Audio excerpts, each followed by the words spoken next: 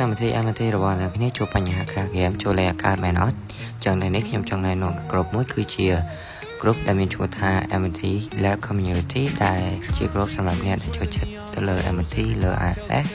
ឬ Minecraft Java នៅលើ iOS សួស្តីអ្នកនាងខ្ញុំមកទីរ៉ាត់គឺជាអ្នកបង្កើតវីដេអូពាក់ព័ន្ធជាមួយនឹងការដំឡើងកម្មវិធី MT ឬក៏ Site Store នៅលើ iOS ដោយឥតគិតថ្លៃនៅក្នុងក្រុមនេះយើងអាចសួរនិងរៀនចែករំលែកចំណេះដឹងអំពីការ fix lag មួយចំនួននិងបញ្ហាខ្លះហ្គេមមួយចំនួនផងដែរអ្នកដែលដឹងអំពីហ្គេម MT ខ្លះនិង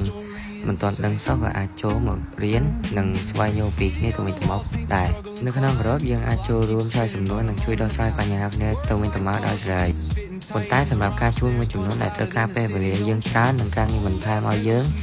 អាចមានការកាត់ថ្លៃសេវាហើយយើងនឹងជូនដំណឹងដល់អ្នកគ្នាមុនឲ្យបានច្បាស់លាស់ចឹងហើយបើសិនជាអ្នកនាងចង់រៀនចែករំលែកឬចង់ស្គាល់អ្នកដែលចូលចិត្តរៀនដូចគ្នាសូមចូលរួម MT Lab Community ជាមួយពួកយើងចឹងជួបគ្នានៅក្នុងក្រុមទាំងអស់គ្នាបាយបាយ